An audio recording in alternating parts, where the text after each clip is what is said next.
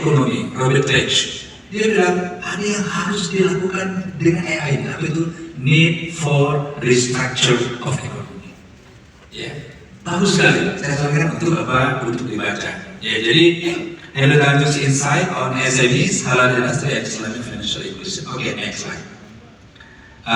Ini saya hanya bahas dua saja, usaha kecil dan menengah, kemudian industri halal dan industri keuangan saya gabung jadi satu. Terus, next slide. Terus, nah ya, jadi UMKM ini, ya mikro kecil menengah ini, itu kontribusi ekonomi itu luar biasa, ya.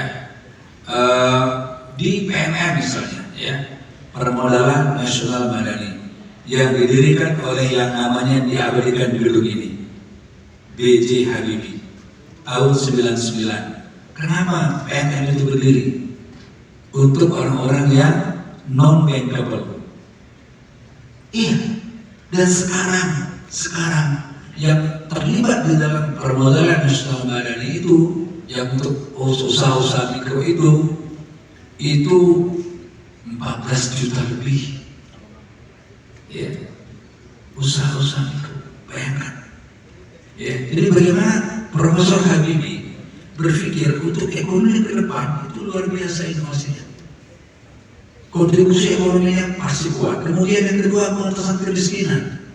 Ya, dengan usaha mikro itu tentaskan orang-orang miskin. Ya, saya sudah 14 tahun menjadi Dewan Pengawas Syariah di Koperasi Syariah Benteng Mikro Indonesia misalnya. Anggota kami tidak sebanyak Permodalan Nasional Madani, hanya 250.000 orang. Ya, tetapi dari anggota itu yang berubah dari yang sangat miskin, ya, menjadi berhasil itu tidak sedikit, ribuan, ya, ribuan.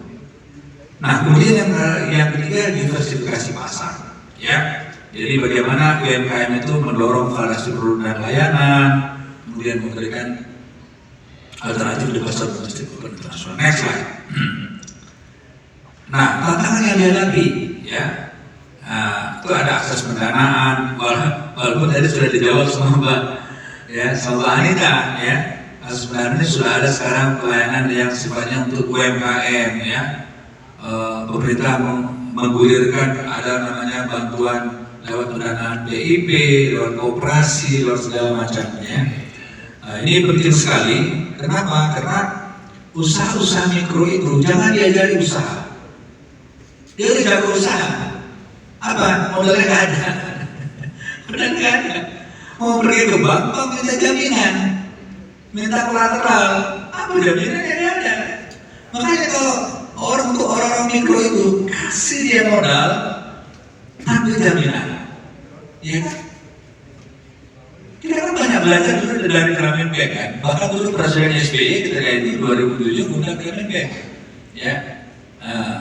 Kebetulan saya dulu PPI-nya dari Asia Selatan, ya. Saya dulu di Pakistan cukup lama, master dan doktor bidang ekonomi Islam di International Islamic University Islamabad.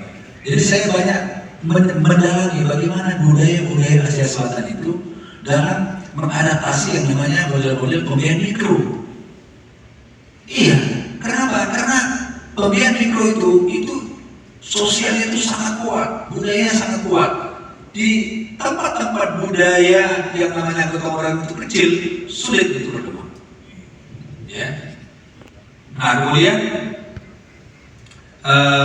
persaingan pasar, ya, dominasi perusahaan besar dan impor mempersulit UMKM bersaing, apalagi jika belum memiliki kemampuan pemasaran. Nah, itu untuk itulah kita perlu membina mereka.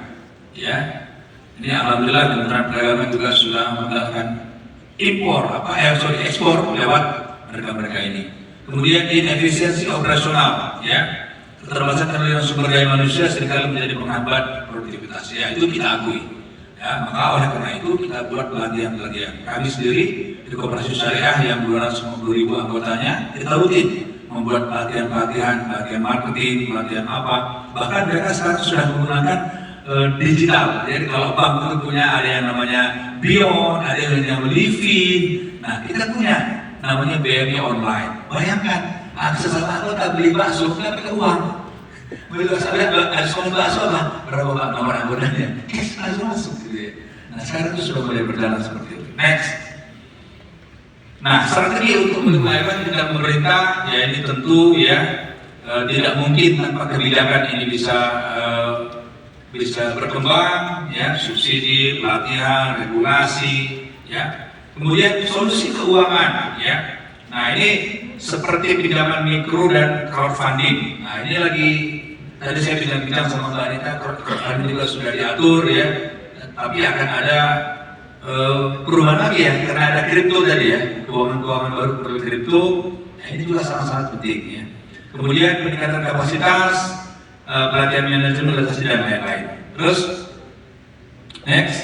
Nah saya masuk yang kedua, industri halal ya. Gambaran umumnya itu ini mencakup makanan, minuman, kosmetik, farmasi, pariwisata. Tadi sudah digambarkan jelas oleh Profesor Taruna, karena saya tadi menyimak betul apa yang disampaikan oleh Profesor Taruna.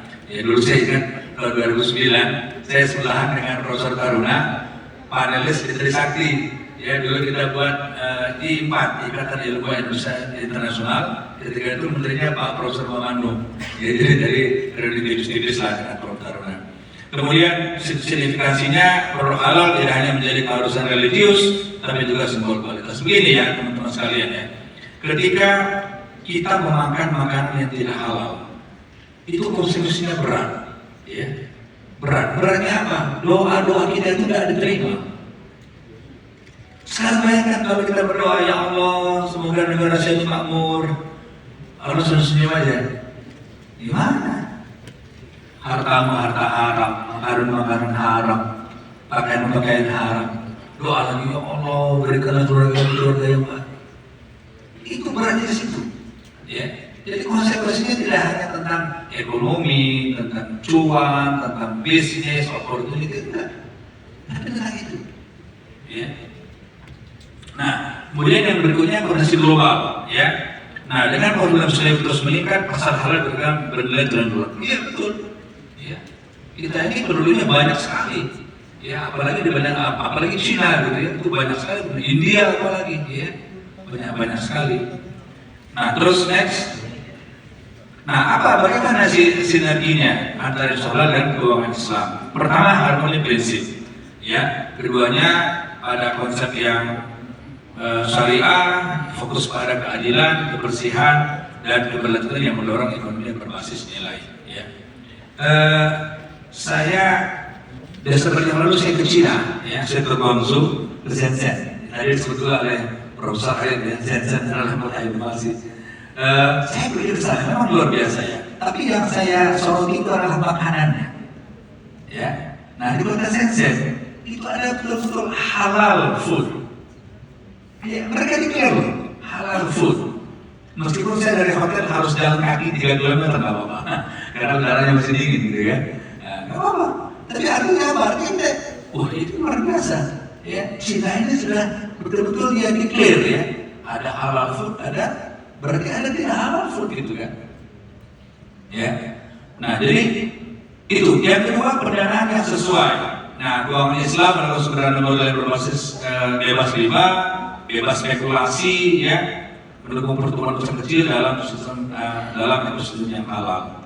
Yang ketiga, ekosistem yang terpadu, kombinasi usaha dan keuangan Islam memperkuat rantai pasok global melalui solusi logistik, sertifikasi dan pembiayaan berbasis syariah. Nah, sertifikasi halal juga sekarang sudah luar biasa. Tidak hanya kalau kita lihat ya, halal ini kan pertama kan ada di Thailand pertama itu oleh Profesor Vinay Dahlan, cucunya Kiai Haji Ahmad Dahlan pendiri Muhammadiyah.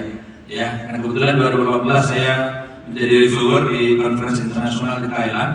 Itu ketika sudah sangat kencang ya. Nah, kita ini ya terima kasih banyak yang luar biasa kepada Profesor Dr. Aisyah Girindra, pendiri BPOM.